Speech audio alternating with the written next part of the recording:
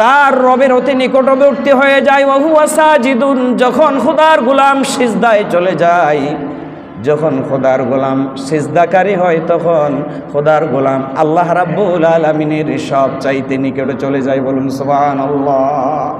আল্লাহ রাব্বুল আলামিন বলেন, ফাসাব্বিহ বিহামদি রাব্বিকা ওয়া কুম মিনাস সাজিদিন ওয়া'বুদ রাব্বুকা হাত্তা ইয়াতিয়াকাল ইয়াকিন। ফাসাব্বিহ, তাসবিহ পাঠ করো, বিহামদি, প্রশংসা করো, রব্বিকা, তোমার রবের, ওয়া কুম মিনাস সাজিদিন, এবং তোমরা সিজদাকারীর অন্তর্ভুক্ত হয়ে যাও। সুবহানাল্লাহ। ওয়া'বুদ রাব্বুকা, ওয়া'বুদ রাব্বাকা, খোদার গোলাম ইবাদত করো, দাসত্ব করো তোমার রবের, হাত্তা ইয়াতিয়াকাল ইয়াকিন, যতক্ষণ না মৃত্যু তোমার নিকট উপস্থিত হয়। বলুন সুবহানাল্লাহ। আল্লাহ রাব্বুল আলামিন আপনাকে আমাকে যে হায়াত দান করেছেন, নিঃশ্বাস যতক্ষণ আছে ততক্ষণ খোদার গোলামি করতে হবে, ততক্ষণ খোদাকে সিজদা দিতে হবে, আল্লাহ রাব্বুল আলামিনের তাসবিহ জপতে হবে, আল্লাহর প্রশংসা করতে হবে। আল্লাহর তাসবিহ জপেন, আল্লাহর প্রশংসা করেন, আর সিজদাকারীর অন্তর্ভুক্ত হয়ে যান, মাওলার গোলামি করেন, আল্লাহ রাব্বুল আলামিন গোলাম হিসেবে মঞ্জুর করবেন। বলুন সুবহানাল্লাহ। প্রিয় হাজিরিন, গোলামের নিদর্শন হচ্ছে বান্দা মালিককে সিজদা দিবে। কাকে সিজদা দিবে? মালিককে সিজদা দিবে। আল্লাহর হাবিব সাল্লাল্লাহু আলাইহি ওয়াসাল্লামের কাছে প্রশ্ন করা হলো, ইয়া রাসূলুল্লাহ, ইয়া হাবিবাল্লাহ, যেই সিজদার কথা আপনি বলেছেন মাওলার নিকটবর্তী হওয়ার জন্য সিজদা লাগবে, ওই সিজদা যদি আমরা মাওলাকে প্রদান করি আমাদের জন্য ফায়দা কি? আল্লাহর হাবিব সাল্লাল্লাহু আলাইহি ওয়াসাল্লাম বলেন, হাত্তা ইযা আরাদাল্লাহু রাহমাতান মান আরাদা মিন আহলিন নার আমারাল্লাহুল মালায়েকাতা আই ইউখরাজু মান কানা ইয়াবুদুল্লাহ। হাদিসের ভেতরে এসেছে, হাত্তা ইযা আরাদাল্লাহু রাহমাতান, যখন আল্লাহ সুবহানাহু ওয়া তাআলা তার গোলামের প্রতি দয়া প্রদর্শন করবেন, মান আরাদা মিন আহলিন নার, আল্লাহ রাব্বুল আলামিন যখন তার কোন গোলামকে জাহান্নামের আগুন থেকে নিষ্কৃতি দেওয়ার জন্য ইচ্ছা পোষণ করবেন, আমার আল্লাহুল মালায়েকা, আল্লাহ রাব্বুল আলামিন তার ফেরেশতাদেরকে নির্দেশ করবেন, উপদেশ দিবেন, আইয়ু খরাজু মান কানা ইয়াবুদুল্লাহ। দুনিয়ার জমিনে একবারের জন্য হলো, এক মুহূর্তের জন্য হলো যে খোদার গোলাম আল্লাহর দাসত্ব করেছেন, আল্লাহর গোলামি করেছেন, ওই গোলামকে বের করে আনার জন্য আল্লাহ রাব্বুল আলামিন ফেরেশতাদেরকে অর্ডার করবেন। বলুন সুবহানাল্লাহ। ফায়াখরুজুনা মিনান নার ফাকুল্লু ইবনে আদামা তাকুলুহুন নার। ফেরেশতারা বলবেন, রব্বুল আলামিন, আপনার বান্দারা তো জাহান্নামের আগুনে পুড়ে ছাই হয়ে গিয়েছে, ওই জাহান্নামী বান্দাগুলোদেরকে কিভাবে আমরা বের করে আনবো? আল্লাহ রাব্বুল আলামিন বলেন যে ইবনে আদামা তাকুলুহুন নারু ইল্লা আসারাস সুজুদ। আল্লাহ রাব্বুল আলামিন বলেন, জাহান্নামের আগুন আমার ওই পাপিষ্ঠ গোলামের সমস্ত দেহ খেয়ে ফেলতে পারবে, পুরে ছারখার করে দিতে পারবে, কিন্তু আমার গোলাম যারা দুনিয়ার জমিনে আমি আল্লাহকে সিজদা করেছেন, তাদের ওই সিজদার জায়গাগুলো, সিজদার চিহ্নগুলো আমি আল্লাহ রাব্বুল আলামিন জাহান্নামের আগুনের জন্য হারাম করে দিয়েছে। বলুন সুবহানাল্লাহ। জাহান্নামের আগুন সব পুরে ছাই করে দিতে পারবে, কিন্তু খোদার গোলাম আল্লাহর রেজামন্দির জন্য, আল্লাহর সন্তুষ্টির জন্য আল্লাহকে সিজদা করেছেন, ওই সিজদার জায়গাগুলো জাহান্নামের আগুন পোড়াতে পারবে না, আল্লাহ তাদের জন্য হারাম করে দিয়েছেন। বলুন সুবহানাল্লাহ। আসারাস সুজুদ, সিজদা দেওয়ার সময় যে অঙ্গ প্রত্যঙ্গগুলো ব্যবহার হয়েছে, এই অঙ্গ প্রত্যঙ্গগুলো জাহান্নামের আগুন পোড়াতে পারবে। ফায়াখরুজু মিনান নারি কাদিম তাহাশু ফায়াসাব্বু আলাইহিম মাউল হায়া। ফেরেশতারা ওই সিজদার চিহ্ন দেখে দেখে খোদার গোলামদেরকে জাহান্নামের আগুন থেকে বের করে নিয়ে আসবেন। জাহান্নামের আগুন থেকে বের করে নিয়ে আসার পরে আল্লাহ রাব্বুল আলামিনের দরবারে আরজি পেশ করবেন, রাব্বুল আলামিন আপনার বান্দাদেরকে তো আমরা সিজদার চিহ্ন দেখে দেখে জাহান্নামের আগুন থেকে বের করে নিয়ে এসেছি, এখন কি করব? ফায়াসুব্বু আলাইহিম মাউল হায়া। আল্লাহ রাব্বুল আলামিন অর্ডার করেন ফেরেশতারে, আমার বান্দার দেহটা বিভিন্ন জায়গায় পুড়ে যাওয়ার কারণে ক্ষতবিক্ষত অবস্থায় রয়েছে, তোমরা ওই জান্নাতের আবে হায়াত তাদের মাথার উপরে ঢেলে দাও। তাদের মাথার উপরে যখন ফেরেশতারা জান্নাতের আবে হায়াত ঢেলে দিবেন, আল্লাহ রাব্বুল আলামিন তাদেরকে এমন পরিবর্তন করবেন, ফায়ামবুতুনা কামা তামবুতুল হিব্বাতু ফি হামিলিস সাইল। যখন ফেরেশতারা ওই জাহান্নামী বান্দাগুলোর উপরে জান্নাতের ওই আবে হায়াত ঢেলে দিবেন, তখন তাদের অবস্থা কি হবে? ওদের একটা মরা বাগান শুকিয়ে যাওয়া বাগান পানি পাওয়ার পরে যেমন সতেজ হয়, সিজদাকারী ওই বান্দার উপরে আবে হায়াত ঢেলে দেওয়ার কারণে তার জীবনটা তার চাইতে বেশি সতেজ হয়ে যাবে। বলুন সুবহানাল্লাহ। তাহলে আল্লাহ রাব্বুল আলামিন আপনার জন্য আমার জন্য আবে হায়াত রেখেছেন। বান্দা হিসেবে পাপ হবে, এটা স্বাভাবিক, কিন্তু আপনি সিজদা দেন, কাকে দিবেন? আল্লাহকে। সিজদা কাকে দিবেন? আল্লাহকে দেন। আমরা অনেকে অনেক ফতোয়া দিই, তাজিমি সিজদা, এই সিজদা, সেই সিজদা, হাবুল তাবুল সিজদার কথা বলে আমরা মানুষ হয়ে মানুষকে সিজদা দেওয়ার এজাজত দেই, মানুষ হয়ে মানুষকে এই পূজা করার জন্য সিজদা দেওয়ার জন্য এজাজত দেই। আল্লাহর হাবিব বলেন না, আল্লাহ ছাড়া এই তাকদীর, আল্লাহ ছাড়া এই কপাল, এই অঙ্গ প্রত্যঙ্গ কাউকে সিজদা দিতে পারে না। আল্লাহর হাবিব সাল্লাল্লাহু আলাইহি ওয়াসাল্লাম বলেন, উম্মতরে দুইজনের ক্ষেত্রে মুমিন হয়ে মুমিনের জন্য ঈর্ষা করা যায়, হিংসা করা যায়। আল্লাহর হাবিব সাল্লাল্লাহু আলাইহি ওয়াসাল্লাম বলেন, লা হাসাদা ইল্লা ফি ইসনাইন, দুইজন ব্যতীত অন্য কারো ক্ষেত্রে হিংসা করা যায় না, ঈর্ষা করা যায় না। এক নাম্বার হচ্ছে রাজুলুন আতাহুল্লাহুল কুরআনা ফাহুয়া ইয়াকুমু বিহি আনা আল-লাইল ওয়া আনা আন-নাহার। আল্লাহর হাবিব বলেন, রাজুলুন আতাহুল্লাহুল কুরআন, ওই ব্যক্তির সাথে আপনি ঈর্ষা পোষণ করতে পারবেন যে ব্যক্তি আল্লাহ সুবহানাহু ওয়া তাআলার পক্ষ থেকে কোরআন পেয়েছে, যে ব্যক্তি কোরআনের সাথে সংমিশ্রিত হয়েছে, যে ব্যক্তি আল্লাহর কোরআনকে ধারণ করেছে, ফাহুয়া ইয়াকুমু বিহি আনা আল-লাইলি ওয়া আনা আন-নাহার। আর খোদার গোলাম ওই কোরআনের উপরে, ওই কোরআনকে দিবারাত্রি তেলাওয়াত করে, দিবারাত্রি কোরআন তেলাওয়াত করে আর আমল করে, ওই তেলাওয়াতকারী আর আমলকারীর জন্য মুমিন বান্দা হিংসা ঈর্ষা পোষণ করতে পারবে।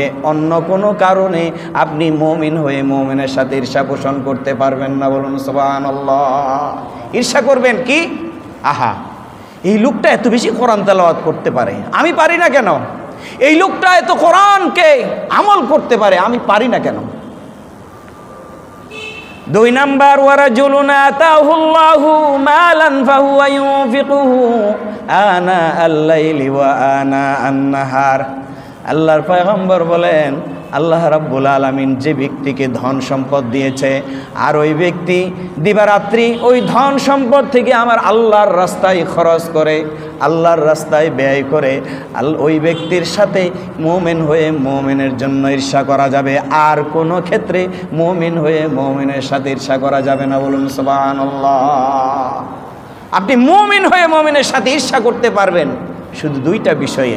একটা হচ্ছে যে ব্যক্তি আল্লাহর কোরআন পেয়েছে আর কোরআন তেলাওয়াত করে এবং কোরআন অনুযায়ী আমল করে, কোরআন দিয়ে নিজেকে পরিবর্তন করে কোরআন দিয়ে সমাজ এবং রাষ্ট্র পরিচালনা করার চিন্তা চেতনা লালন করে তার সাথে আপনি হিংসা পোষণ করতে পারবেন যে আমি পারি না কেন, আমি পারি না কেন। আর 2 নাম্বার হচ্ছে আল্লাহ যাকে ধন সম্পদ দিয়েছে, আর ওই ধন সম্পদ যে ব্যক্তি আল্লাহর রাহে অকাতরে দিবারাত্রি খরচ করে, তার বিষয়ে আপনি ঈর্ষা করতে পারবেন। কিভাবে? যে আমি যদি তার মতো খরচ করতে পারতাম।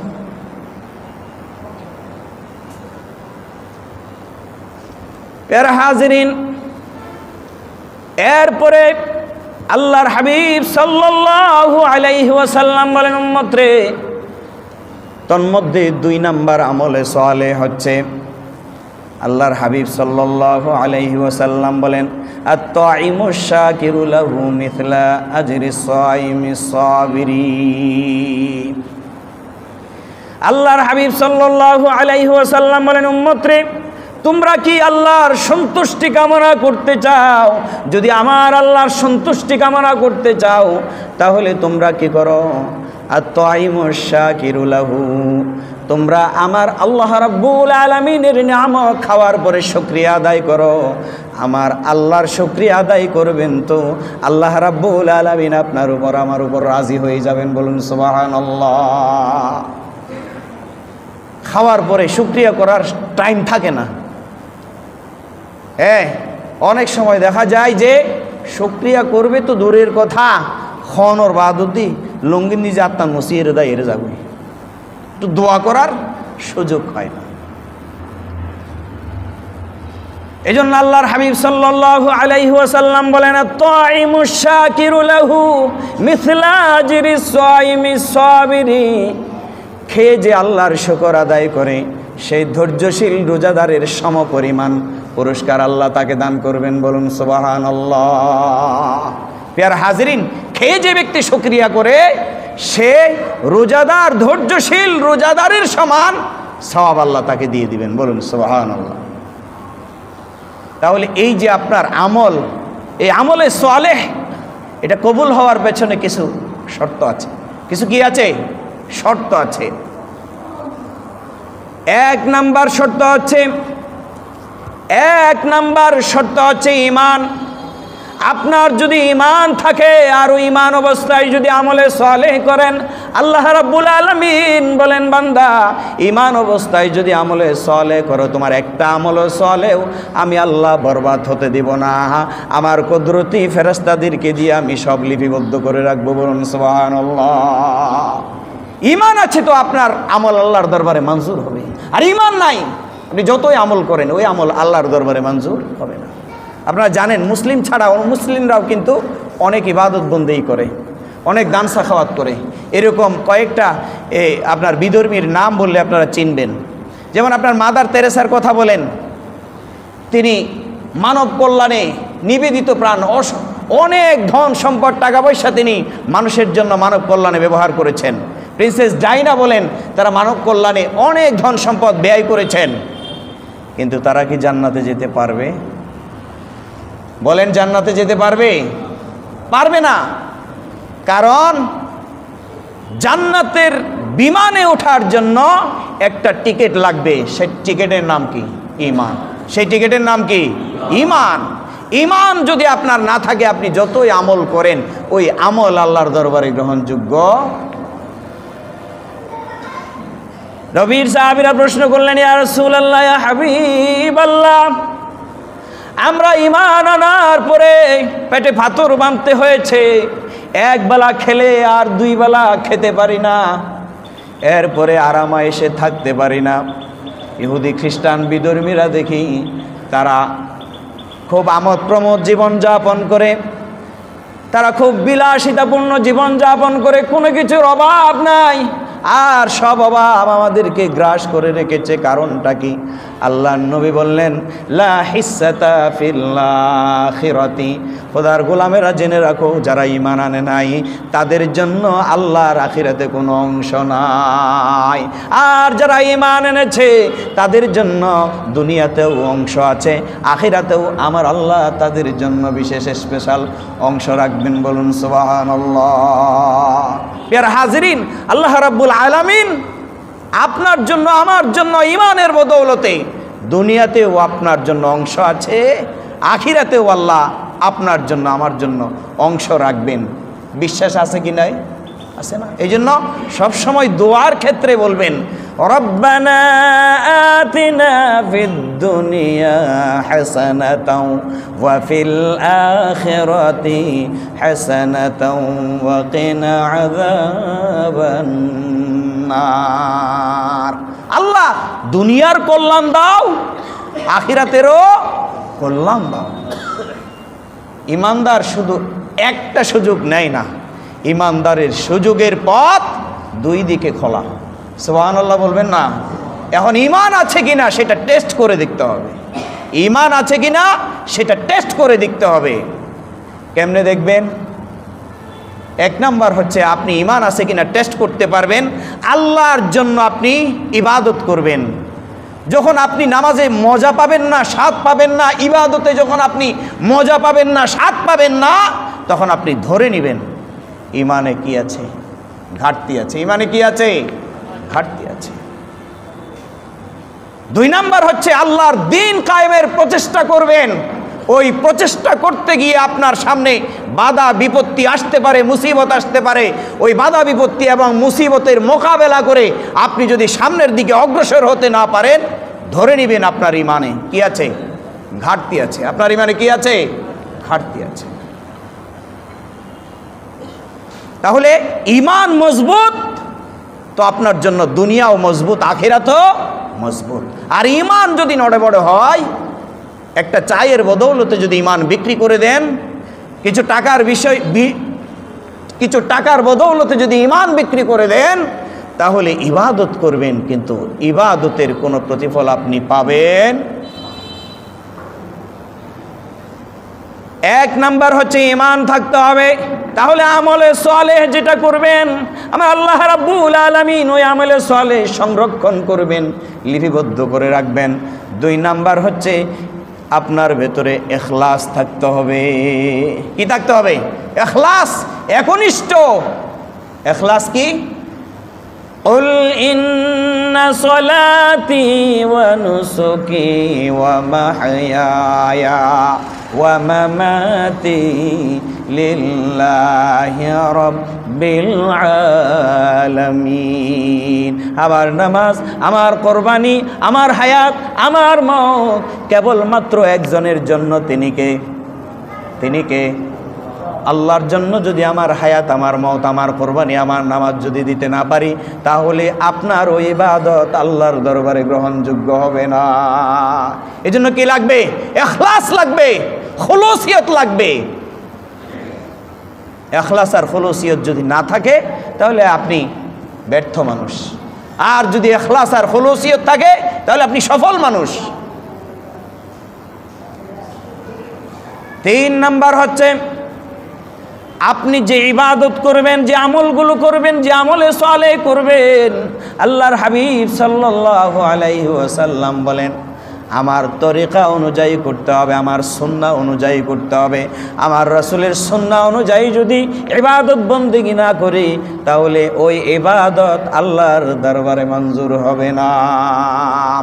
আল্লাহর হাবিব সাল্লাল্লাহু আলাইহি ওয়াসাল্লাম বলেন ফাইন্না খায়রাল হাদিসি কিতাবুল্লাহ ওয়া খায়রুল হুদা হুদা মুহাম্মাদিন সাল্লাল্লাহু আলাইহি ওয়াসাল্লাম ওয়া শাররুল উমুরি মুহদাসাতুহা ওয়া কুল্লু বিদআতিন দালালাহ। আল্লাহর পয়গম্বর বলেন সর্বোত্তম বাণী হচ্ছে আমার আল্লাহর কিতাব, সর্বোত্তম বাণী হচ্ছে আমার আল্লাহর কিতাব।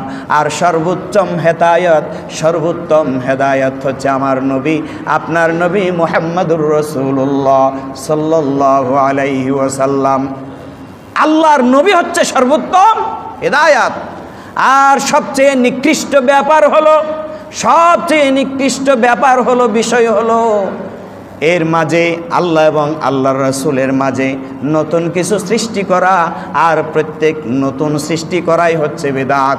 ইবাদতের ক্ষেত্রে যদি আল্লাহর রাসূল যা দিয়ে গেছেন এর চেয়ে যদি অতিরিক্ত কিছু বাড়িয়ে করেন বা কমিয়ে করেন, তাহলে এটা বিদআত হিসেবে পরিগণিত হবে। আল্লাহর দরবারে আপনার আমল আর আমার আমল মঞ্জুর হবে না। এই জন্য এখন সমাজে দুইটা রোগ বেশি। এক নাম্বার রোগ হচ্ছে বিদআতকে ইবাদত মনে করা। বিদআতকে কি মনে করা? কথা বলেন না। বিদআতকে কি মনে করা? ইবাদত মনে করা। দুই নাম্বার রোগ হচ্ছে গুনাহের কাজকে সওয়াবের কাম মনে করা। গুনাহের কাজকে কি মনে করা? সওয়াবের কাজ মনে করা। তাহলে আপনি বিদআতকে যদি ইবাদত মনে করেন বরবাদ, আর যদি গুনাহের কাজকে সওয়াবের কাজ মনে করেন তাও বরবাদ। এই জন্য আপনি যে আমল করবেন সেই আমলের শর্ত কবুল হওয়ার জন্য আল্লাহর দরবারে আমলে সালেহ হিসেবে গ্রহণযোগ্য হওয়ার জন্য শর্ত কয়টি? আপনারা মনে হয় খুব ক্ষুধার্ত, আওয়াজ করতে পারেন না। শর্ত কয়টি? তিনটি। এক নাম্বার হচ্ছে ঈমান লাগবে। এক নাম্বার কি লাগবে? ঈমান লাগবে। দুই নাম্বার হচ্ছে ইখলাস লাগবে। কি লাগবে? ইখলাস লাগবে। তিন নাম্বার হচ্ছে রাসূলের সুন্নতের তরিকা অনুযায়ী হতে হবে। এজন্য চূড়ান্ত তরিকা হচ্ছে উম্মতে মুহাম্মদীর জন্য তরিকায়ে মুহাম্মদী সাল্লাল্লাহু আলাইহি ওয়াসাল্লাম। এরপরে আল্লাহর হাবিব সাল্লাল্লাহু আলাইহি ওয়াসাল্লাম বলেন, কোন বান্দা যদি আল্লাহ সুবহানাহু ওয়া তাআলার কাছে দোয়া কবুল হোক এটা যদি চাই, তাহলে সে এমন একটা আমলে সালেহ করবে যে আমলে সালেহের কারণে আমার আল্লাহ তার জন্য দোয়া মঞ্জুর করে নেবে। বলুন সুবহানাল্লাহ। আন আবি হুরায়রা রাদিয়াল্লাহু তাআলা قال قال رسول الله صلى الله عليه وسلم ينزل ربنا تبارك وتعالى كل ليلة إلى السماء الدنيا। আল্লাহর পয়গম্বর বলেন, উম্মতরে আমাদের রব আল্লাহ সুবহানাহু ওয়া তাআলা রাতের শেষাংশে তিনি আসমানের দুনিয়ায় নেমে আসেন। হিনা ইয়াবকা সুলুসুল লাইলিল আখির, রাতের 3 ভাগের 1 অংশ। 3 ভাগের 1 অংশ মানে শেষ অংশ। ইয়াকুলু মান ইয়াদউনি ফাস্তাজিব লাহু, আল্লাহ রাব্বুল আলামিন আসমানে এসে ডাক দিয়ে বলেন, ইয়াকুলু মান ইয়াদউনি, কোন ব্যক্তি আছো আমাকে আমার কাছে চাইবে, ফাস্তাজিব লাহু, আমি আল্লাহ রাব্বুল আলামিন আমার কাছে দোয়া করবে, আমি আল্লাহ তার দোয়া তার ডাকে সাড়া দিব। বলুন সুবহানাল্লাহ। হ্যাঁ, মান ইয়াদউনি, যে ব্যক্তি আমাকে ডাকবে, ফাস্তাজিব লাহু, আমি তার ডাকে কি দিব? সাড়া দিব। এখন তো ফজরের নামাজই পড়ে না, তাহাজ্জুদ পড়বে কখন? কি বলেন? আপনি সারা রাত তাহাজ্জুদ নামাজ পড়লেন, ফজরের নামাজ পড়লেন না, হবে? হবে? আল্লাহ রাব্বুল আলামিন আসমানে এসে ডাক দিয়ে বলেন, ইয়াকুলু মান ইয়াদউনি ফাস্তাজিব লাহু, আমাকে ডাকার কেউ আছো নাকি? আমি তোমাদের ডাকে সাড়া দিব। মান ইয়াসআলানি ফাউতিয়াহু, আল্লাহ রাব্বুল আলামিন ডাক দিয়ে বলে, আমার কাছে যদি কেউ সওয়াল করে কেউ কিছু চাই আমি আল্লাহ তাকে দিয়ে দিব। মাইয়াস্তাগফিরলি ফাগফির লাহু, আর খোদার গোলাম যদি আমার কাছে ক্ষমা চাই আমি আল্লাহ তাকে মাফ করে দিব। বলুন সুবহানাল্লাহ। দেখেন তো এমন একজন রহমানুর রহিম আর কি খুঁজে পাওয়া যাবে, যিনি আসামিকে ডাক দিয়ে বলে, আসামি আসো, আসামি আসো, আমি তোমাকে মাফ করে দিব। কোনোদিন কি এরকম কোনো আসামিকে কেউ মাফ করে দেওয়ার জন্য ডাকে? ডাকে না, কিন্তু একজনে ডাকে, তিনি কে? আল্লাহ। আল্লাহ ডাকে আসামিকে মাফ করে দেওয়ার জন্য, অভাবীর অভাব পূরণ করার জন্য আল্লাহই ডাকে। সেই জন্য আপনি আমলে সালেহ করবেন, তো আমলে সালেহটা আপনি কার কাছে চাইবেন? আল্লাহর কাছে চাইবেন। আল্লাহ আপনাকে আমাকে দেওয়ার জন্য প্রস্তুত। আমি আপনি প্রস্তুত কিনা সেটা হচ্ছে বিবেচ্য বিষয়।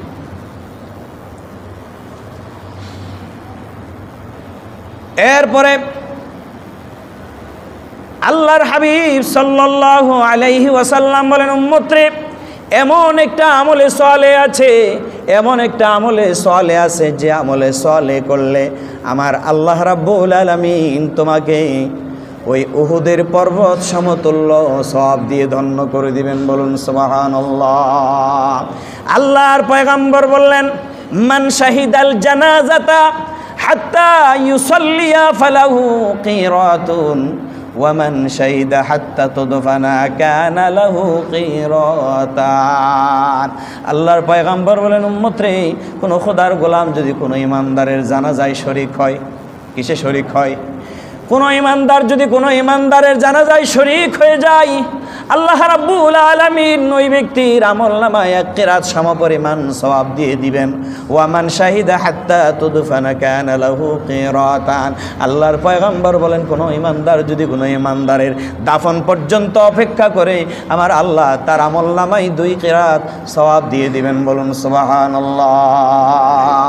নবীর সাহাবীরা প্রশ্ন করলেন, ইয়া রাসূলুল্লাহ, ইয়া হাবিবাল্লাহ, এক কিরাত সমপরিমাণ কত? আল্লাহর পয়গম্বর বললেন, উহুদের পাহাড়কে ওজন করলে যত হবে, ওই জানাজায় শরীক হওয়ার কারণে আমার আল্লাহ তত পরিমাণ সওয়াব তার আমলনামায় দিয়ে দিবেন। বলুন সুবহানাল্লাহ। প্রিয় হাজিরিন, অনেকেই মস্কারি ঢং করে বলে, ওদের এদিন সওয়াব রাইবার জায়গা আছে না? বলে না, এদিন সওয়াব রাইবার জায়গা আছে না? না, আপনি আমি বেঁচে যাব জাররা পরিমাণ সওয়াবের জন্য। কি পরিমাণ? জাররা পরিমাণ সওয়াবের জন্য। ইমাম গাজালি রহমতুল্লাহ আলাই, ওনার এক শাগরিদ ওনাকে দাওয়াত দিয়েছেন। উনি দাওয়াত খেয়ে যাওয়ার পথে দাঁতের ভিতরে গোশত বেজেছে।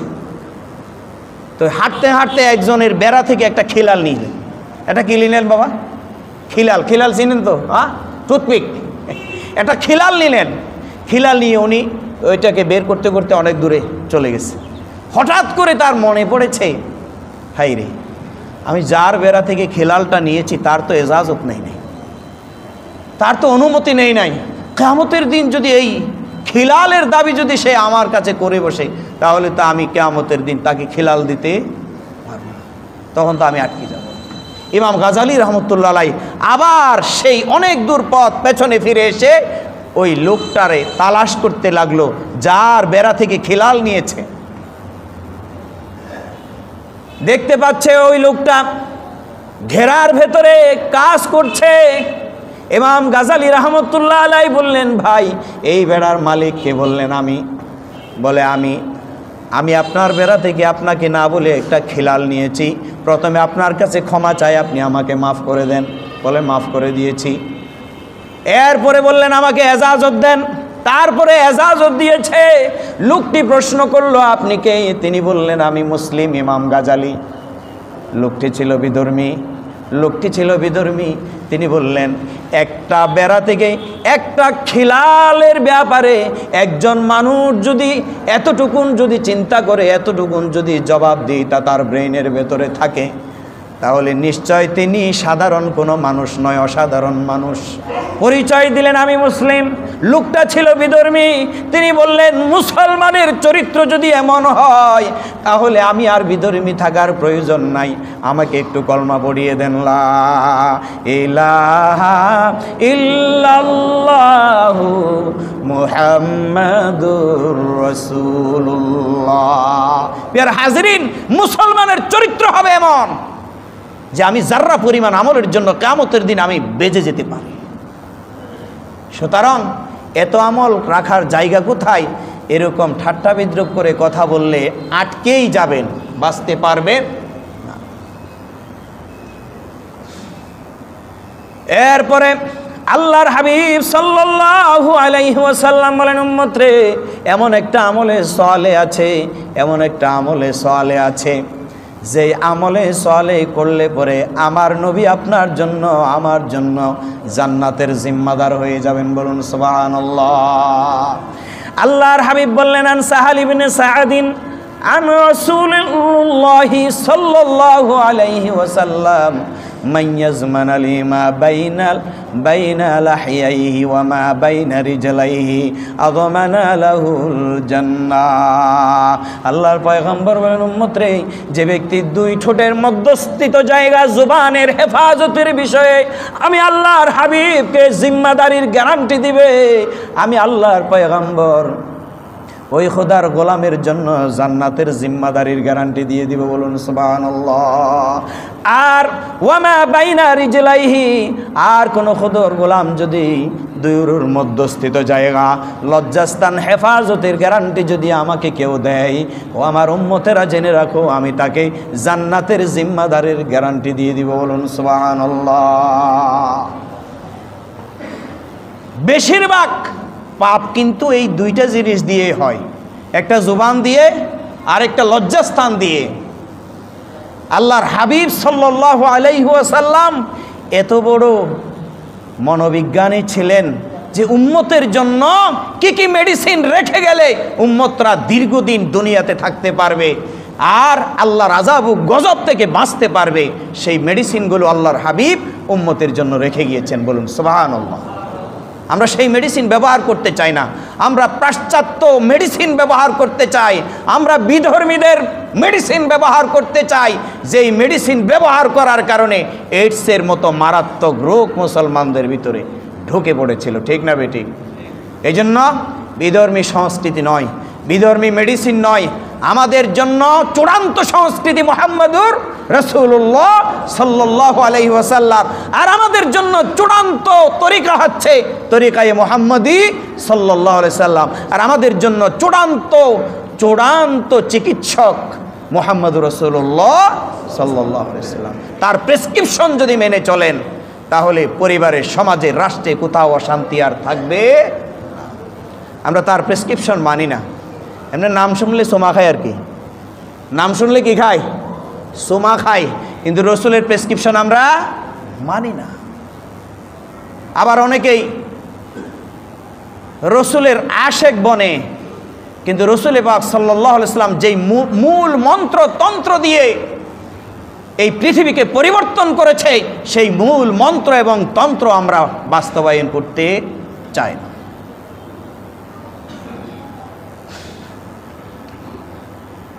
এরপর আল্লাহর হাবিব সাল্লাল্লাহু আলাইহি ওয়াসাল্লাম বলেন উম্মত রে এমন একটা আমলে সোয়ালে আছে, এমন কিছু আমলে সোয়ালে আছে যে আমলে সোয়ালে করলে যে তুমি দুনিয়া থেকে চলে গেলেও কিয়ামত পর্যন্ত তোমার আমল নামায় আল্লাহ রাব্বুল আলামিন সওয়াব জারি রাখবেন বলুন সুবহানাল্লাহ।